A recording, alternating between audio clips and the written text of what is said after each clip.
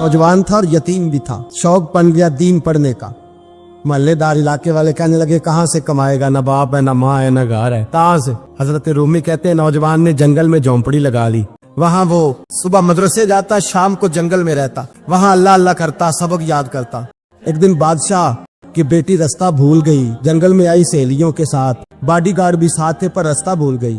खोती खोती शाम हो गई, ऐसी खोई कि जब रात गहरी हो गई तो आके उस नौजवान के पास रुकी और चिल्लाने लगी। शेर के दहाड़ने की आवाज आती है, भेड़िए के बोलने की आवाज आती है। नौजवान अकेला, सहेलियां बिछड़ गई, गार्ड बिछड़ गए। कहने लगी मैं परेशान हूँ, मुझे जगह मिल जाएगी। नौजवान कहता मैंने शहजादी देखी और मुझे भी पता था कि घर एक ही है और आग को अंदर से दरवाजा भी बंद करना पड़ता है, जंगल जानवर भी आ जाते। कहते मेरी छोटी सी कुटिया में, झोंपड़ी में वो आई, रो के कहने लगी सहारा कोई नहीं, अगर मैं पीछे निकलूंगी तो भेड़िए खा जाएगा।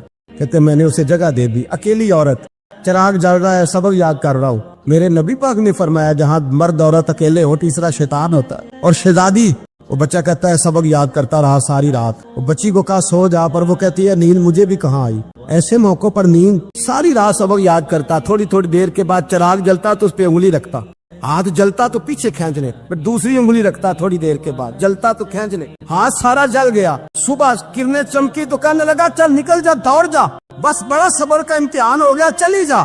शहजादी बाहर निकली, सिपाही ढूंढ रहे थे। बादशाह खुद जंगल में निकला हुआ था, मेरी बेटी मिल गई। बादशाह तन्हाई में जाके कहने लगा बेटा मैं दुनिया को बताऊंगा कि मेरी बेटी खोई नहीं थी, सिपाही साथ ही थे। ये बड़ा मुश्किल होता है, बेटी तो भूल के भी रात कहीं रह पड़े तो लोग जीने नहीं देते, तो बेटा मुश्किल हो जाएगा मेरे लिए। कहाँ थी? उसने कहा नेक नौजवान के पास। उसने कहा बेटा मैं तो तेरी बात मानूंगा पर दुनिया नहीं मानेगी। अगर उस नौजवान ने किसी को बता दिया कि तू उसके पास थी तो फिर लोग मेरा जीना मुहाल कर देंगे। बेटा मैं मर जाऊंगा, मेरी मजबूरी ये है कि वो कहीं राज ना उगल दे वो नौजवान, उसे कत्ल करना पड़ेगा। औरत ने मिन्नतें की, उस बेटी ने कहा मेरे मौसम को मारोगे, रोई। और वो कहने लगा मैं बादशाह, वो मेरा अपना वकार है, मैं उसको छोड़ नहीं सकता। गिरफ्तार कर लाए सिपाही। वक्त तय हो गया सजा का। अकेले एक कार कोठरी में रखा गया, जो उसके खास एतबार वाले थे उनकी ड्यूटी लगाई। बादशाह ने बुलाया, पहले बिलम आया। औरत कहने लगी, बेटी कहने लगी एक दफा तो बुलाओ ना, एक सवाल बस पर्दे में रह के पूछना है और फिर जो आपका जी चाहे, मेरे मौसम को मारना तो है, तो मर्जी आपकी। सामने खड़ा किया नौजवान, पर्दे के पीछे औरत खड़ी हो गई। बादशाह बीच बैठ गया। बीबी कहने लगी सारी रात बेदार मैं भी रही, सोया तू भी नहीं। वो जो तू चिराग के करीब हाथ लगा के जलाता था वो समझ नहीं आई। नौजवान रो पड़ा, कहने लगा क्या करूं, मैंने रसूलुल्लाह का दीन पढ़ा है, क्या करूं, मैंने हुजूर का दीन पढ़ा है। मैंने पढ़ा है कि जानी को सबसे नीचे दोज़ख के सबसे निचले दर्जे में जलाया जाए, उसे जहन्नमियों का पीप और रेशा पिलाया जाए, कंद खिलाया जाए। ये रवायतें पढ़ी हुई थी। थोड़ी थोड़ी देर के बाद शैतान मुझे कहता था बदकारी कर ले। मैं अपना हाथ उसी वक्त जब शैतान मशवरा देता तो मैं आग पे करता। मैं कहता अगर ये बर्दाश्त हो गई तो वो भी हो जाएगी। जब हाथ जलता तो मैं समझ जाता नहीं तुझसे तो ये नहीं बर्दाश्त होती, तो वो कैसे हो। फिर मुझे शैतान मशवरा देता कोई देख नहीं रहा, तू बुलाने नहीं गया, खुद आई। मैं दूसरी उंगली लगा देता। मैंने हाथ जलाया और मैं समझ गया जब छोटे से चिराग की इतनी सी शमा की आग नहीं बर्दाश्त होती तो दोज़ख कैसे बर्दाश्त होगी। कहते मैं बाज आया। बादशाह ने ये कहानी सुनी, लफ्ज सुने तो चीख मार के रोया। कहने लगा तालिब इल्म तू तो मेरे नबी का सच्चा गुलाम है और मेरे रसूल के जो सच्चे गुलाम होते हैं उन्हें फांसियां नहीं दी जाती, उन्हें तख्त पर बिठाया जाता है। अब तुझे सजा नहीं होगी बल्कि मैं अपनी बेटी का निकाह तेरे साथ करूंगा और मेरे बाद इस सल्तनत का बादशाह भी तू ही बनेगा। अब वो नौजवान वहाँ नारे लगा रहा है, कहता लोगों तुम मुझे कहते थे दीन से क्या मिलता है, दीन से तो अल्लाह तख्त व ताज भी अता फरमा देता है। अगर नौजवान शर्मो हया वाले बन के रहे अल्लाह सारी इज्जतें दे देगा। देखे ना अल्लाह के फजल से इज्जत मिलती है और जब कोई इज्जतदारों जैसा काम ही ना करे। एक बात और अर्ज करनी है पर वक्त थोड़ा रह गया। जवानों मैं ना जब कभी परेशान होता हूँ ना तो मैं ये वाली बात खोल के पढ़ता हूँ वाला, ये बात ढारस बनाती है, ढारस तवानाई देती है, पूरा मजमून बांधा है। आला हजरत कहते हैं बेरूपिया था मदारी, रूप बदल बदल के दिखाया करता था, बादशाहों से इनाम लेता था। एक दिन औरंगजेब आलमगीर के पास आ गया, कहने लगा मैं रूप बदलूंगा, अगर आप पहचान न सके तो मैं इनाम लूंगा। आपने फरमाया मैं कोई ऐसे वैसा बादशाह नहीं, कहा मुझे धोखा देना मुश्किल है, कहा नहीं मैं रूप बदलूंगा। हजरत औरंगजेब आलमगीर बड़े नेक बादशाह गुजरे, बड़े परहेजगार। वो बेरूपिया कहने लगा मैं रूप बदलूंगा, आप नहीं पहचान सकेंगे। फरमाया चल जितना तेरे अंदर जोर है लगा ले। حضرت نے اعلان کیا کہ میں نے فوجی بھرتی کر دیں، 2 ماہ کے بعد ٹیسٹ ہوگا۔ وہ 2 مہینے دوڑتا رہا، رنگ روپ بناتا رہا، آیا ٹیسٹ دینے، 2-3 سپاہیوں کا امتحان لیا، اس کی باری آئی تو 10 روپے دیے، کہنے لگے تیرے آنے جانے کا کرایہ میں نے تجھے پہچان لیا ہے۔ کچھ دنوں کے بعد جانے لگے سفر پر تو بھکاری آ گئے خیرات مانگنے، اس نے بھی سارے منہ پر سیاہی مال لی، کپڑے پھاڑ لیے، سر کے بال مڈا لیے، پگے تک کٹا لی، بدرنگ ہو کے آیا، کاس آگے کیا تو حضرت نے 10 روپے ڈالے، کہنے لگے تیرے آنے جانے کا کرایہ میں نے پہچان لیا ہے۔ کچھ دن گزرے تو ٹیچر کی ضرورت تھی، اس نے منہ سے بڑی کر لی، داڑھی نکلی لگا لی، سر پہ جنا کیپ پہن لی، ایک شیروانی لے لی اور ہاتھ میں چھڑی پکڑ کے آیا، کہنے لگا میں استاد ہوں، 2-4 بندوں کا امتحان لیا، اس کی باری آئی تو 5 روپے دیے، 10 روپے دیے، کا تیرا کرایہ میں نے پہچان لیا۔ 2 سال گزر گئے، وہ جب بھی آتا حضرت پہچان لیتے۔ ایک دن سفر پہ جا رہے تھے، بہت بڑا لشکر تھا، جہاد کرنے جا رہے تھے اورنگزیب عالم کی، تو دیکھا ایک پہاڑی ہے، پہاڑی پہ لوگ جا بھی رہے ہیں آ بھی رہے، اورنگزیب عالم کی پوچھنے لگے یہاں کیا ہے؟ کہنے لگے بابا جی بیٹھے ہیں دعا کرتے ہیں، اللہ کے نیک بندے ہیں۔ اورنگزیب کہنے لگے یار پرانے لوگ سارے ہی اللہ والوں کو مانتے، یہ بھی مصیبت آئی ہے جتنی نہیں آئی ہے، سارے لوگ ہی مانتے۔ کہنے لگے ذرا میں دعا نہ کرا لوں، بچے کام جا رہا ہوں۔ اورنگزیب بادشاہ تھے، بادشاہ لوگ نازک مزاج ہوتے ہیں، گھوڑے سے اترے، بڑی مشکل سے پہاڑی پہ چڑھے، اوپر گئے تو لائن لگی ہے، بابا جی غار میں بیٹھے، کہنے لگے میں نے ملنا، میں اورنگزیب ہوں۔ انہوں نے کہا ہمارا بابا اس طرح کا پیر نہیں کہ امیر آئے تو رنگ اور ہو، غریب آئے تو اور ہو، یہاں اگر ملنا ہے تو لائن میں لگ جاؤ، سب ایک جیسے۔ اب لائن میں کھڑے ہو گئے، 50 آدمی آگے تھے، کہتے ہیں 51واں نمبر تھا، تھک گیا دھوپ میں کھڑا کھڑا۔ جب میں پہنچا غار کے دانے تو میں نے بابا جی کے چہرے پہ نظر ڈالی تو بڑا نورانی چہرہ، بڑی خوبصورت لب و لہجہ۔ میں نے کہا میرے جیسا آدمی بھی پگڑی باندھ لے تو اچھا لگنے لگ جاتا ہے، بڑا خوبصورت انداز۔ کہتے ہیں میں ان کے پاس اتحیات کی حالت میں بیٹھ گیا، میں نے کہا حضور میں جا رہا ہوں جہاد کرنے، دعا کرنا۔ بزرگوں نے ہاتھ اٹھائے، اللہ اس کی مدد فرما، دین کو غلبہ عطا فرما، اسے دین کا سچا پکا سپاہی بنا۔ پھر تھپکی دی، 2-4 نصیحتیں نکال ڈالی، دیکھنا ظلم نہ کرنا، زیادتی نہ کرنا، جب تم جیت کر نہ کرنا، غرور نہ کرنا، نصیحتیں بھی کر دی۔ کہتے ہیں اب جب میں اٹھا تو 2-4 دینار بطور نذرانہ مسلح کے نیچے رکھے، اور الٹے قدم جب میں غار سے اترا انہوں نے رومال جاڑا اور اٹھ کے کھڑے ہو گئے، کہنے لگے آج نہیں تو نے پہچانا، آج نہیں تو نے پہچانا، میرا انعام بنتا ہے، آج نہیں پہچانا، لا پیسے۔ اورنگزیب کہنے لگا یار تو نے حد کر دی، کہاں چڑھا کہاں کھڑا رہا، دھوپ میں تھک گیا، کمال کر دی بھائی تو نے، بتا تو کیا لے گا، اب جلدی بتا، وہ کتنے لوگ پیچھے دھوپ میں کھڑے ہیں، لشکر سارا کھڑا ہے، کیا لے گا؟ اس نے کہا سب سے قیمتی ہیرے وہ ہے جو تیرے سر کے تاج میں لگے ہوئے، مجھے تیرا تاج چاہیے۔ اور بھائیو سننا اور یاد رکھنا، میرے اعلیٰ حضرت کہتے ہیں بادشاہ نے سر کے اوپر سے تاج اتارا، بہروپیے کے قدموں میں رکھا اور کہنے لگے یہ لے، اور یہ تو تیرا مانگنے پر میں نے دیا ہے نا، میں واپس آتا ہوں تو آنا میں اپنی مرضی سے بھی تجھے دوں گا، تو نے اورنگزیب جیسے بندے کو دھوکہ دیا، آنا میں اس وقت بھی دوں گا۔ وہ دیکھ بس بات ختم ہو گئی، حد ہو گئی، دیکھ کر کہتے ہیں جب میں پلٹا نا واپس، بہروپیے نے آواز دی بادشاہ ٹھہر جا، تو میں نے پلٹ کے دیکھا تو کہنے لگے یہ اپنا تاج لے جا، اٹھا اور لے جا۔ میں نے کہا 2 سال بیت گئے تجھے محنت کرتے، آج قابو آیا تو لے جاؤ، کہنے لگا لے جا، مسئلہ سمجھ میں آ گیا۔ میں نے کہا مجھے بھی تو سمجھانا۔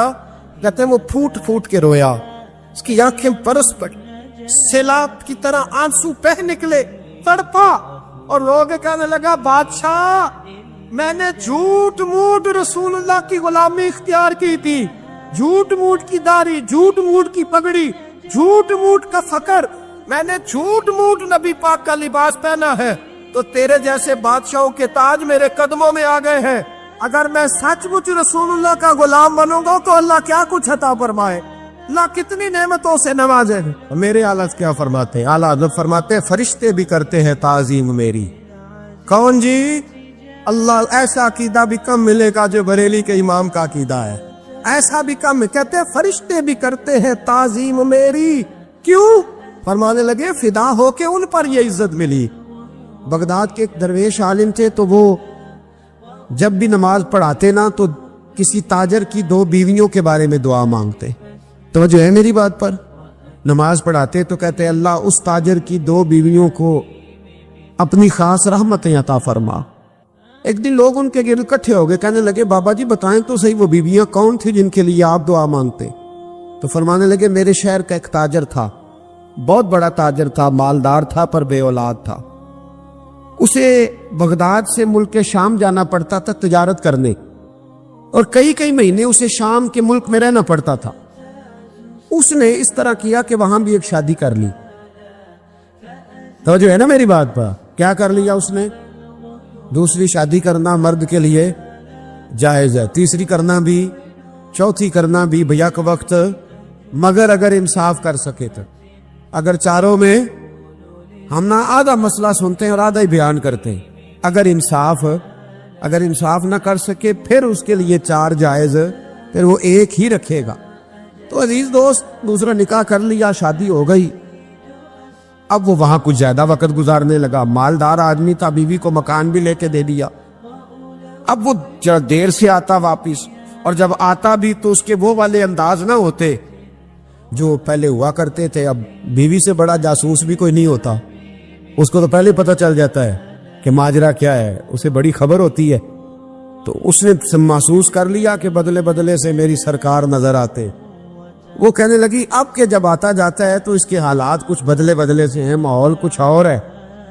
اس نے ایک بوڑھا آدمی جو اس کا عزیز بھی تھا اور سمجھدار بھی تھا اس کو تیار کیا، کہنے لگی اب کہ جب ملک کے شام جائے نا تو اس کا پیچھا کرنا اور خبر کرنا کہ کہاں رہتا ہے، کہاں جاتا ہے، کیا کرتا ہے۔ وہ بوڑھے بزرگ جو تھے وہ خاتون کے کہنے پر کچھ اس نے کرایہ بھی دیا، وہ اس تاجر کے پیچھے گئے اور واپس آ کے خبر دی، کہنے لگے کہ یہ تو 2-3 سال بیت گئے، اس نے وہاں بھی شادی کی ہوئی ہے، تجھے بتایا ہی نہیں۔ بیوی بڑی سمجھدار تھی، حوصلہ مند، زیرک، اس نے شور نہیں مچایا۔ اس نے کہا کہ میں نا اب جب آئے گا نا تو طریقے سے بات کروں گی اور پوچھوں گی کہ ایسا کیوں کیا، اور یہ بھی اس نے آ کے بتایا کہ اگر تیرے ساتھ نکاح کے بعد اسے اولاد نہیں ملی تو اولاد وہاں بھی کوئی نہیں، کہ مکمل تفصیلات۔ اب جب اس دفعہ خامند آیا تو آتے ہی وہ بیمار ہو گیا، کمزور ہونے لگا۔ اب خاتون نے مناسب نہیں سمجھا کہ آتے ہی دڑام سے میں اس کے سر پر یہ بت یہ پھوڑ دوں کہ تو نے نکاح کیا ہوا ہے اور مجھے بتایا نہیں۔ وہ ذرا تسلی میں رہی، کچھ وہ بیمار تھا، حوصلہ رکھا، خدمت کرتی رہی۔ کچھ دن گزرے تو وہ تاجر انتقال کر گیا، فوت ہو گیا۔ اب راز کھول نہ سکا، عدت گزاری، اور جب سارا مال جمع کیا نا تو اشرفیوں کی بوریاں بھر گئی، سارا مال اس بی بی کا، 4 بوریوں میں اشرفیاں، 4۔ یہاں تو پیٹ کا دوزخ ہے، معاذ اللہ، بھرتا ہی نہیں۔ حل من مزید، حل من مزید۔ وہ جو کہتے تھے نا کہ بس باہر چلا جاؤں اور باہر میں کچھ تھوڑے سے پیسے کما کے 2-3 سال میں لوٹ آؤں گا، پھر یہاں آ کے کوئی کاروبار کروں گا، وہ گئے ہیں تو واپس نہیں آئے۔ وہ جو کہتے تھے نا بس میں نے اتنا سا کاروبار کرنا ہے کہ مکان بن جائے، انہوں نے 4 مکان بھی بنا لیے ہیں، لیکن بریک حل میں مزید کی دوڑ ہے۔ اب 4 بوریاں اس عورت نے چھپائے رکھی، کوئی بندہ نہیں جانتا بغداد میں کہ ملک کے شام میں تاجر کی دوسری بیوی بھی ہے۔ جب وہ فارغ ہوئی تو اس نے اس بوڑھے جاسوس کو پھر بلایا اور 2 بوریاں اونٹ پہ رکھی، خود بھی ساتھ بیٹھی اور ملک شام گئی۔ اللہ اکبر۔ وہ بزرگ کہتے ہیں میں ایسے نہیں دعا کرتا، اس کو جا کے کہنے لگی میں اکیلی وارث نہیں ہوں، آدھے کی وارث تو بھی ہے، میں اکیلی وارث نہیں، یہ تقسیم وراثت ہے، آدھی کی وارث تو بھی ہے، تو رکھ اپنے پیسے، مجھے پتا ہے اس نے نکاح کیا تھا پر مجھے بتایا نہیں تھا، تو رکھ اپنے پیسے، میں تجھے دے رہی ہوں، آدھے تیرے ہیں آدھے میرے ہیں۔ اس نے نظر اٹھائی تو رو پڑی، کہنے لگی نہیں اب یہ سارے تیرے ہی ہیں، اگر تو اللہ سے ڈرتی ہے تو میں بھی رب سے ڈرتی ہوں، اگر تو مصطفیٰ کریم کا کلمہ پڑھتی ہے تو میں بھی اسی نبی کی ماننے والی ہوں۔ کہا بات کیا ہے، میرا کیوں ہے سارا؟ تو وہ خاتون کہنے لگی وہ 2-3 سال سے میرے ساتھ نکاح تھا اور اس نے بتایا تھا مجھے کہ میری بیوی بھی ہے، اور میں غریب تھی تو میرے والدین کو بھی بتایا تھا کہ میری دوسری شادی ہے، یہ مکان اس نے مجھے لے کے دیا تھا، میرے تمام اخراجات وہ پورے کرتا تھا، نان و نفقہ کا خیال رکھتا تھا، لیکن اب کہ جب وہ آیا تو وہ بیمار تھا۔ اس نے مجھے بتایا کہ مجھے طبیب نے بتایا ہے کہ میں شدید بیمار ہوں، شاید بچ نہ سکوں. تو کہنے لگی وہ مجھے کئی لاکھ روپے بھی دے گیا اور جاتے دفعہ مجھے طلاق بھی دے گیا، فارغ کر گیا. کہنے لگا تو جہاں چاہے میرے بعد نکاح کر سکتی ہے. اور کہنے لگا میں چاہتا تھا پہلی بیوی کو بتا دوں، موقع نہیں بنا اور اس کا دل نہ ٹوٹے، بتا نہیں پایا، لہذا وہ مجھے ڈھیر سارے پیسے دے چکا ہے، سارا میرا حصہ مجھے پہلے سے دے چکا ہے. میری بہن اب یہ 4 بوریوں میں سے 2 میری نہیں بلکہ 4 کی 4 ہی تیری ہے، تو ہی اس کی حقدار ہے. تو بزرگ کہتے ہیں مجھے بتاؤ جن کے اندر اس قسم کے تقوی کی جھلک ہو ان کے لیے ہر نماز کے بعد دعا مانگنی چاہیے کہ نہیں مانگنی چاہیے؟ حضرت عمر کے زمانے میں ایک نوجوان تھا، نیک تھا، مسجد جایا کرتا تھا رات کو. تو مسجد جا رہا تھا تو رستے میں ایک عورت نے دعوت گناہ دی. ابن عساکر نے اس کو لکھا ہے. تو نوجوان تھا، خواہشات تھی، کچھ طبیعت مائل ہو گئی. ابھی ادھر جا ہی رہا تھا کہ کسی نے آیت پڑھ دی، والی من خاف مقام ربی جنتان، جو رب کے سامنے کھڑے ہونے سے ڈرے گا اللہ 2 جنتیں دے گا. واقعی ڈر گیا، وہ واقعی ڈر گیا، اتنا ڈرا کہ بے ہوش ہو کے گر پڑا. بیماری سے لوگ بے ہوش ہوتے ہیں، پیسے ڈوب گئے بے ہوش ہوتے ہیں، بچے کے غم میں بے ہوش ہوتے ہیں. سچ بتاؤ کبھی خوف خدا سے بھی بے ہوش ہوتا کوئی دیکھا ہے؟ ہمارے ہاں تو روز مرہ ہی نہیں ہے بھائی. اور بڑی باتیں ہیں بے ہوش ہونے کی، ڈرنے کی، غش کھانے کی. بے ہوش ہو کے گر پڑا. بوڑھے باپ کو کسی نے بتایا بچہ بے ہوش پڑا ہے، اٹھا کے گھر لائے. گھر لا کے کہا بیٹا کیا ہوا؟ نوجوان ہے، چڑھتی جوانی ہے پر پاکیزہ بڑی ہے. کہنے لگا ابا جی گناہ کی طرف چلا گیا تھا پر میں نے آیت سن لی جو اللہ کے سامنے کھڑے ہونے سے ڈرے گا رب 2 جنتیں دے گا. میں ڈر گیا تھا، رب واقعی 2 جنتیں دے گا. باپ رو پڑے، ابا جی کی آنکھوں میں آنسو آئے اور کہا پتر اللہ بڑا مہربان ہے، اس کے وعدے سچے ہیں، واقعی 2 جنتیں دے گا. اس نے پھر ایک چیخ ماری اور اس طرح کی ماری کہ اس کی روح ہی پرواز کر گئی. روح ہی پرواز کر. کشتگان خنجر تسلیم را، عشق کی خنجر سے قتل ہو گئے لوگ. صبح حضرت عمر کو پتا چلا کہ انہوں نے تو رات جنازہ بھی پڑھ دیا، تدفین بھی کر دی. جناب عمر فرمانے لگے اتنا نیک نوجوان خوف خدا سے دنیا سے چلا گیا، مجھے کیوں نہیں بلایا میں جنازہ پڑھتا؟ فاروق اعظم فرما رہے ہیں میرا شوق تھا میں اس کا جنازہ پڑھتا. کہ حضور آپ کو تکلیف نہیں دی؟ فرمایا بتاؤ قبر کہاں ہے؟ تے کامل پیر اونا دے باہو قبر جنا دی جیوے. حضرت فاروق اعظم قبر پہ تشریف لے گئے اور کھڑے ہو کے فرمانے لگے نوجوان مجھے امید ہے میرے رب نے تجھے 2 جنتیں دی ہوں گی. ابن عساکر کھول کے دیکھو تاریخ بغداد نے کیا لکھا ہے. حضرت سیدنا فاروق نے فرمایا امید ہے 2 جنتیں دی ہوں گی. قبر کے اندر سے بولا کامل پیرونا دے باہو قبر جنا دی جیوے. قبر کے اندر سے بولا. کہنے لگا حضور امید والی بات نہیں، رب کے وعدے سچے ہیں، اس نے واقعی مجھے 2 جنتیں عطا فرمائی، 2 جنتیں دی ہیں، میں نے اپنے مالک کو راضی پایا. ہمارے صوفیاء تصوف میں ایک جملہ بولتے ہیں کہ تیرا تو فقر فقر بوزر ہے، یعنی جن کو صحیح درویش کہتے ہیں نا، صحیح درویش. مولا علی شیر خدا رضی اللہ تعالیٰ عنہ فرمایا کرتے 2 ہی تو بندے جو رب کے رستے میں کسی شے کی پرواہ نہیں کرتے. حضور کون سے؟ فرمایا ابو ذر غفاری ہے اور دوسرے علی المرتضیٰ ہے. مولا علی فرمایا کرتے یہ نا مسلمانوں میں سے 4 یا 5ویں مسلمان ہیں. شروع سے ایک سلیم الطبع آدمی، کچھ لوگ طبعاً بڑے نفیس ہوتے ہیں، طبعاً اللہ کی طرف سے شروع سے ہی. ان کا جو قبیلہ تھا بنو غفار وہ راہزنی کرتا تھا، لوگوں کو لوٹ لیتا تھا. شروع میں یہ کام کیا لیکن جب کچھ لوگوں کی چیخیں کانوں میں گئیں تو چھوڑ دیا. فرمایا نہیں یار طبیعت نہیں مانتی. اور نبی پاک کا کلمہ پڑھنے سے پہلے ہی بتوں کی پوجا چھوڑ کے رب کی عبادت شروع کر دی. لوگ پوچھا کرتے تھے آپ عبادت تو کرتے تھے پر منہ کدھر کرتے تھے؟ فرماتے تھے جدھر وہ کرا لیتا تھا کر لیتے تھے. کسی نے انہیں بتایا کہ مکے میں ایک شخص ہیں جنہوں نے اعلان نبوت کیا ہے، آپ کی طرح کی باتیں کرتے ہیں. انہوں نے اپنے بھائی کو بھیجا، ان کا نام انیس تھا. پتہ کر کے واپس آئے، بھائی کہنے لگے ابو ذر ان کا نام جندب ہے اصل میں، زر ان کے بیٹے کا نام ہے اور کنیت سے زیادہ معروف ہیں، ابو ذر غفاری کہلاتے ہیں۔ فرماتے ہیں کہ بھائی نے آ کے بتایا کہ وہ نیکی کا حکم دیتے ہیں، برے کاموں سے منع کرتے ہیں، صلہ رحمی کا پیغام دیتے ہیں، لیکن لوگ سارے مخالف ہیں۔ یہ چیز بھی بڑی کاؤنٹ ہوتی ہے، اسے نہ کاؤنٹ کیا کریں۔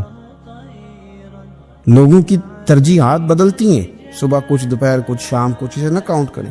انہوں نے اس بات کو کاؤنٹ کر کے بتایا کہ لوگ ان کے جو ہے نا وہ مخالف ہیں سارے۔ تو حضرت ابو ذر غفاری کہنے لگے مجھے تسلی نہیں ہوئی، میں خود جا کے پتہ کروں گا۔ کہتے ہیں مکہ شریف آیا تو کسی ایسے آدمی سے پوچھ بیٹھا، میں تو کچھ اور سمجھا تھا، وہ کچھ اور نکلا۔ مکے والوں نے بڑا مارا۔ مکے پہنچ کے پہلی جو چیز ملی وہ مار کھانے کی تھی۔ اب میں ڈرتے کسی سے پوچھتا ہی نہ، بھوک بھی بڑی تھی، رہنے کو جگہ نہیں تھی، حرم شریف میں لیٹا رہتا تھا۔ میرے نصیب دیکھو، مجھے ایک شخص نے آ کے ہلایا، کہنے لگے اگر مناسب سمجھیں تو میں آپ کو دیکھ رہا ہوں کافی دیر سے، آپ کوئی پردیسی ہیں، آپ کا اپنا مہمان نہ بنا لوں؟ تو میں نے کہا آپ کا کیا نام ہے؟ کہنے لگے میرا نام ہے علی ابن ابی طالب۔ کہتے ہیں مولا کائنات گھر لے گئے، کھانا بھی کھلایا، جگہ بھی دی، سونے کو خدمت بھی کی، لیکن چونکہ میں تو پہلے ایک سے پوچھ کے مار کھا بیٹھا تھا، میں نے پوچھا نہیں میں کدھر آیا ہوں۔ رات رہے، اگلی رات بھی رہے، لیکن میں نے بتایا نہیں میں کس کام آیا ہوں۔ حضرت ابو ذر غفاری رضی اللہ تعالیٰ عنہ کہتے ہیں خود ہی مولا علی نے پوچھا بتا سکتے ہو کیسے آئے ہو؟ میں نے کہا راز رکھ لو گے؟ فرمایا بڑا کشادہ سینہ دیا رب نے مجھے، تو بات تو کر۔ کہنے لگے یار میں تو محمد مصطفیٰ کی زیارت کرنے آئے صلی اللہ تعالی علیہ وسلم۔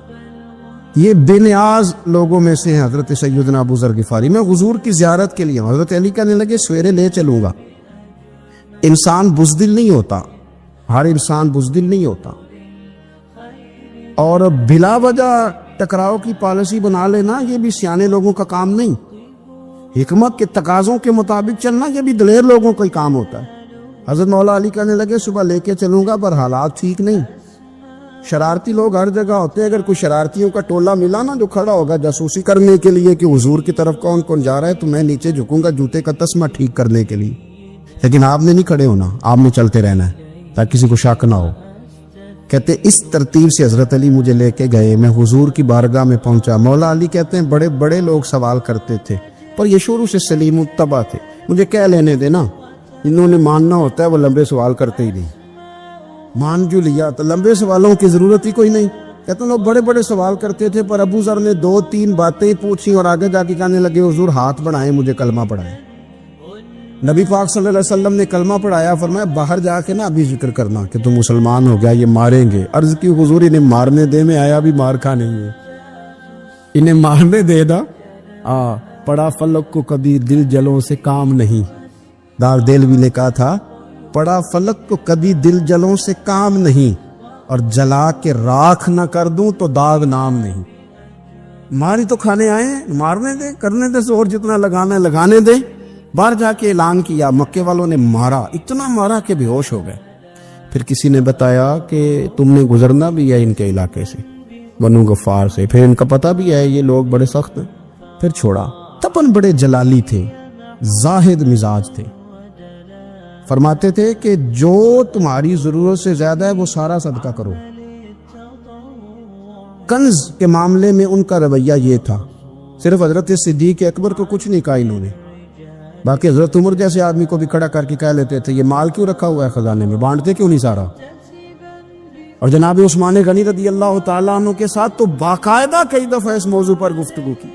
وہ کہتے تھے کہ جب اللہ کہتے ہیں قرآن میں کہ مال دولت جمع نہیں کرنی، تو وہ جو لوگ تھے وہ بھی بڑی شانوں والے تھے، وہ کہتے تھے کہ اللہ نے جب زکوٰۃ فرض کی تو مال جمع ہوتا ہے تو زکوٰۃ فرض ہوتی ہے نا، یا فطرانے کا کہا تو مال ہوتا ہے تو فطرانہ آتا ہے نا۔ تو آپ جو کہہ رہے ہیں وہ ٹھیک ہے، پر آپ اعلیٰ بات کر رہے ہیں تقوی کی، سارا بانٹو۔ تو حضرت ابو ذر غفاری کہتے تھے چلو ٹھیک ہے تمہاری بھی بات مان لیتا، پر یہ بتاؤ مدینے والے کا اپنا طریقہ کیا ہے؟ کہ بھئی حضور کا طریقہ تو وہی ہے جو آپ بتا رہے ہیں۔ تو فرمانے لگے پھر اس رستے نہ چلیں جو رستہ مدینے والے رسول کا ہے، اور حضور سے نبی پاک سے عشق کرتے بڑا کھل کے۔ یہ صحابہ صفہ میں سے تھے۔ کلمے پڑھنے کے بعد چونکہ طبیعت جلالی تھی تو حضور نے بھیج دیا فرمایا واپس جاؤ, اپنے قبیلے میں تبلیغ کرو. واپس گئے, بھائی کو مسلمان کیا, والدہ کو مسلمان کیا, قبیلہ سارا مسلمان کیا, وہیں رہے. ہجرت مدینہ کے بعد آئے تبوک کے موقع کے قریب, اور حضور نے اصحاب صفہ میں رکھ لیا. نوکری کرتے مدینے والے رسول کی, دلیر آدمی تھے, بڑا قبیلہ تھا, پر ڈیوٹی کرتے, ڈیوٹی خدمت کرتے. ایک بیٹا تھا, زار اس کا نام تھا, اس کی ڈیوٹی لگائی تم نے میرے نبی پاک کے اونٹ چرانے. ڈاکو آئے تو صاحبزادہ اونٹوں کی, اونٹنیوں کی حفاظت کرتے شہید ہو گیا. اور یہ انوکھا بندہ ہے جس نے شرط لگائی تھی کہ میں نے کالی سیاہ رنگ کی عورت سے شادی کرنی. انوکھا بندہ ہے. ایک بیٹی تھی, ایک بیٹا, بیٹا شہید ہو گیا. بیوی سے کہا تم نے نبی پاک کے گھر میں خدمت کرنی ہے, حضور کے گھر والوں, اور میں نبی پاک کی نوکری کروں گا. حضور کی خدمت کرتے, ہر وقت خدمت میں رہتے. اور حضور جب آتے نا, صحابہ صفہ میں یہ شامل تھے جو لوگ دین سیکھتے. حضور جب آتے تو سب سے پہلے آ کے حضرت ابو ذر غفاری کا پوچھتے, بلائیں, اور جب بات کرتے حضور تو بار بار ان کو مخاطب کر کے بات کرتے. حضرت ابو ذر غفاری رضی اللہ تعالیٰ عنہ کا نبی پاک سے اتنا پیار کہ ہمارے بھی مشکل حل کر دی. ابو داؤد شریف میں موجود ہے. ایک دن کہنے لگا, یا رسول اللہ صلی اللہ علیہ وسلم, اگر کوئی بندہ کسی سے پیار بڑا ہی کرے پر اس جیسے عمل نہ کر سکے, کوشش کرے کر نہ. لوگ ہمیں کہتے ہیں نا جی پیار بڑا, عمل بھی تو کرو نا, بھی کرنا چاہیے, پر انسان ہے نا, غلطی بھی تو ہو ہی جاتی ہے. اب ہم عمل نہیں کر سکتے تو تم ہمیں پیار بھی نہیں کرنے دو گے, مہربانی کرو پیار تو کرنے دو نا. حضرت ابو ذر غفاری نے کہا, ابو داؤد شریف میں موجود ہے, یا رسول اللہ صلی اللہ تعالی علیہ وآلہ وسلم, حضور پیار بڑا کرے پر ان جیسے عمل نہ کرے تو حکم کیا ہے؟ تو حضور نے فرمایا, پیار سچا کرے, اللہ قیامت کے دن جس سے محبت کرے گا نا اس کے ساتھ ہی دونوں کو اکٹھا فرما دے گا. تو حضرت ابو ذر نے فوراً کہا, حضور پھر مجھے آپ سے بھی بڑا پیار ہے, رب سے بھی بڑا پیار ہے. فرمایا, فکر نہ کرنا, جنت میں اکٹھے ہی جائیں گے. اتنی محبت رسول پاک کی ذات کے ساتھ. حضور کی نوکری کرنا. ایک دن خدمت کرتے کرتے سو گئے. حضور مسجد میں آئے پتہ کرنے کہ ابو ذر آرام کر رہا ہے. یہ بھی مزہ ہوتا ہے, خیال رکھنا اپنے درویشوں کا, کیا کھایا, کیا پیا, کہاں سوئے. حضور رات کو آئے, یہ سوئے ہوئے تھے. فرماتے حضور نے میرا انگوٹھا ہلایا, میں اٹھ کے بیٹھ گیا, حضور بھی میرے پاس بیٹھ گئے. اور میں, ابو ذر بڑا پیار کرتے ہو, سونے آپ کو پتہ ہی ہے. کہا, یار تو بڑی نوکری کرتا ہے, ایک دن وہ بھی آئے گا جس دن تجھے میری مسجد اور میرے شہر سے جانا پڑے گا, پھر کیا کرو گے؟ تو عرض کی, حضور کسی کی طاقت ہے مجھے آپ کے شہر سے نکالے؟ میں تلوار نکال لوں گا. نبی پاک نے فرمایا, تلوار نہ نکالنا, جہاں تمہیں بھیجا جائے چپ کر کے چلے جانا. حضور کب تک؟ فرمایا, جب تک اللہ تیری اور میری ملاقات نہیں کرا دیتا, یعنی وصال تک. یہ واحد شخص ہیں کہ حضور کے وصال ظاہری کا وقت آ گیا تو فرمایا, کوئی میرے ابو ذر کو بلاؤ. جب یہ آئے تو حضور لیٹے ہوئے تھے, یہ جھکے نبی پاک کی طرف, حضور میں حاضر ہو. تو حضور نے پکڑ کے سینے کے ساتھ لگا لی. میرے رسول پاک صلی اللہ علیہ وسلم کی خدمت میں ایک دفعہ عرض کرنے لگے, حضور مجھے صوبے کا گورنر بنا دے. تو نبی پاک نے فرمایا, ابو ذر میں عہدے پسند نہیں کرتا, تو تمہیں بھی میں کہتا ہوں عہدہ نہ لینا, تمہیں بھی کہتا ہوں عہدہ نہ لینا. فرمایا, ابو ذر میں جو چیز اپنے لیے پسند کروں گا تمہیں بھی اسی کا مشورہ دوں گا. تم بندے اچھے ہو پر یہ کام تمہارے بس کا نہیں ہے. بڑے زاہد آدمی. میرے رسول کریم صلی اللہ تعالی علیہ وآلہ وسلم ان کے بارے میں فرمایا, جس طرح نبیوں میں حضرت عیسیٰ علیہ السلام ہوئے. حضرت عیسیٰ دیکھیں نا, انبیاء میں اللہ تعالیٰ نے ہر قسم کی عظمت نبیوں کو دی. جناب سلیمان علیہ السلام کا تو تخت بھی ہوا میں اڑتا تھا, جن تک تابع دار تھے. اور نبیوں میں حضرت عیسیٰ بھی ہیں جن کے پاس گھر بھی کوئی نہیں, شادی بھی کوئی نہیں کی, اینٹ سرانے رکھ کے تکیہ بناتے. ایک ان کے پاس کنگھی تھی اور ایک پیالہ تھا. دیکھیں جو بندہ نیک ہو نا, وہ بھی نیک ہیں, اللہ کے نبی ہیں. آپ اپنا تقوی مسلط نہیں کریں گے, جو وہ کر رہے ہیں وہ بھی مخلص ہو کے کر رہے ہیں. حکومتیں جو چلانی ہیں تو وہ کس نے چلانی ہے؟ اگر نیک بندے نہیں آئیں گے تو غلط لوگ آئیں گے, قوموں پہ ظلم کریں, وہ بھی اپنی جگہ ٹھیک ہے. لیکن یہ جو کر رہے ہیں یہ بات بھی اپنی جگہ بالکل ٹھیک ہے. ہم پتہ کیا کرتے ہیں, ہم چیزوں کو مسلط کرتے ہیں, ایک دوسرے پر مسلط نہیں کریں چیزوں کو. آپ جو کر سکتے ہیں, جو رستہ آپ کو صحیح لگتا ہے اختیار کر لیں. یہی تو ہمارے دین کا حسن ہے, یہ سارے رستے واضح کر کے ہمیں دکھاتا ہے. حضرت عیسیٰ علیہ السلام نے ایک دن دیکھا کہ ایک بندہ نا انگلیوں کے ساتھ اپنے بال سیدھے کر رہا ہے، تو آپ نے فرمایا یار کنگھی کے بغیر بھی کام چل سکتا ہے، کنگھی بھی خیرات کر دی۔ دیکھا ایک بندہ ہاتھ کا تکیہ بنا کے لیٹا ہے، تو فرمایا اینٹ بھی دے دو، کسی کے کام آ جائے گی۔ ایک دن دیکھا کہ ایک بندہ نا یوں چلو میں پانی پی رہا ہے، فرمایا پیالہ بھی رہنے دو، اس کے بغیر بھی کام چل ہی جاتا ہے۔ جناب عیسیٰ کا یہ زہد تھا۔ میرے نبی پاک علیہ السلام نے فرمایا جس نے جناب عیسیٰ کا زہد دیکھنا ہو وہ میرے ابو ذر غفاری کو دیکھے، ان کو دیکھے، یہ دنیا میں جناب عیسیٰ کے زہد کے مطابق چلتے پھرتے ہیں۔ ساری زندگی دولت کو، مال کو پسند نہیں کیا۔ جہاں رہتے تھے ایک گورنر صاحب نے 300 دینار تحفے میں بھیجے۔ ایک ہوتا ہے نا بندہ کہتا ہے نہیں ضرورت نہیں، اور حضور سید عالم صلی اللہ علیہ وسلم نے حضرت عمر سے فرمایا تھا جو خود بخود آ جائے وہ قبول کر لو اللہ کی طرف سے، لیکن ان کا رنگ فقیری والا تھا اور تھوڑا انوکھا تھا۔ 300 دینار آئے تو فرمانے لگے اسے جا کے کہو تمہیں کوئی اور بندہ نہیں ملا دھوکہ دینے کے لیے، میرے گھر ہی مال بھیج دیا ہے۔ فرمانے لگے میرے پاس گدھا ہے سواری کرنے کے لیے، میرے پاس بکریاں ہیں دودھ پینے کے لیے، میرے پاس ایک چادر اضافی ہے سامان میں سے، میں تو ڈرتا ہوں کہ رب کہیں اس چادر کے بارے میں سوال نہ پوچھ لے، اور تم ہو کہ میرے پاس یہ لے کے آئے ہو۔ حضرت عثمان غنی کے پاس جا کے کہا کرتے کتنا لوگوں کے پاس پیسہ آ گیا ہے، ہر بندے کے گھر میں مال ہے، یہ کیا ہو رہا ہے، لوگوں سے کہیں خرچ کریں غریبوں پہ۔ عثمان غنی فرمانے لگے تمہیں تو خوش ہونا چاہیے کہ میرے دور میں لوگ خوشحال ہو گئے۔ آپ فرمانے لگے نہیں، وہ والا رنگ زیادہ بہتر ہے جو مدینے والے نے اختیار فرمایا، کیونکہ کچا رنگ للاری والا چڑھدا تے لیندا رہندا عشق تیرے دا رنگ محمد، جدوں چڑھ جائے پھر نہیں لیندا۔ آپ کی طبیعت کے اندر دولت سے بیزاری، حضرت ابو درداء، حضرت ابو موسیٰ اشعری، حضرت ابو ہریرہ رضی اللہ تعالی عنہ، یہ سمجھ لیں ان کے کلاس فیلو تھے، ان کے ساتھ پڑھا تھا انہوں نے۔ حضرت ابو ذر غفاری ان پر بھی جلال کرتے۔ آپ یقین کریں کہ طبیعت نا ایسے کیف میں آ گئی ان کو پڑھ کے، ان کو پڑھا جب کچھ دنوں سے تو کچھ انوکھا، یہ انوکھی وجہ ہے، سارے زمانے سے نرالے ہیں، یہ بندے کون سی بستی کے یار اب رہنے والے ہیں، یہ کس طرح کے لوگ ہیں، کیا سوچ ہے۔ حضرت ابو درداء رضی اللہ تعالیٰ عنہ کے گھر کے قریب سے گزرے تو حضرت ابو درداء مکان بنا رہے تھے، کیا جملہ کہا، تڑپ گئی روح۔ فرمانے لگے ابو درداء تجھ سے مجھے یہ امید نہیں تھی یار۔ فرمایا کیا ہوا؟ فرمانے لگے اب تیرا مکان بنانے کے لیے بھی اللہ کے بندوں کی پشتوں پر اینٹیں رکھی جائیں گی، تیرا مکان بنانے کے لیے رب کے بندوں کی پشتوں پر اینٹیں تیرے لیے۔ حضرت ابو درداء نے گردن جھکا لی، فرمایا یار جہاں تو ہے نا تو بالکل ہی ٹھیک کہتا ہے۔ کیوں؟ میرے نبی پاک صلی اللہ علیہ وسلم نے فرمایا اس زمین کے اوپر اور آسمان کے نیچے ابو ذر غفاری سے سچا بندہ کوئی نہیں، ان سے زیادہ سچا کوئی نہیں۔ فرمایا تو ٹھیک کہتا ہے یار، صحیح کہتا ہے۔ حضرت ابو موسیٰ اشعری رضی اللہ تعالیٰ عنہ کو گورنر بنا دیا گیا عراق کا۔ اب حضرت ابو موسیٰ اشعری صحابہ میں ایک بڑے جلیل القدر صحابی ہے، اور ان کی عظمتیں، رفعتیں، بلندیاں کیا کہنا، بڑی گہری دوستی تھی، لیکن جب وہ گورنر بن گئے نا تو آپ نے فرمایا بس بھئی اب تو نے عہدہ لے لیا ہے، یہ بندے کو ٹھیک نہیں رہنے دیتی تھی، اب تو عہدے میں چلا گیا۔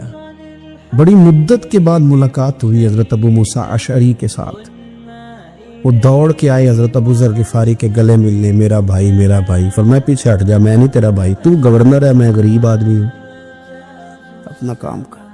پھر دوڑ کے آئے، فرمایا ابو ذر تو میرا بھائی ہے یار، اکٹھے پڑھتے تھے حضور۔ فرمایا نہیں جا تو نہیں میرا بھائی۔ پھر آئے، جانتے تھے نا یہ سچا بندہ ہے، یہ سچا بندہ ہے، یہ تقریروں والا نہیں، صرف وعظوں والا نہیں، اس کے اندر بھی بڑی سچائی ہے۔ قریب آئے، آ کے کہا یار تو میرا بھائی ہے، میرے سینے لاگ۔ فرمانے لگے تو تیسری بار آیا ہے، مومن ہے، میں منہ نہیں موڑ سکتا، پر پہلے مجھے بتا گورنر بننے کے بعد تو نے مکان کتنے بنائے، باغ کتنے لگائے، چکیاں کتنی لگائی، کتنے تو نے چیزیں بنائی ہیں، پہلے بتا۔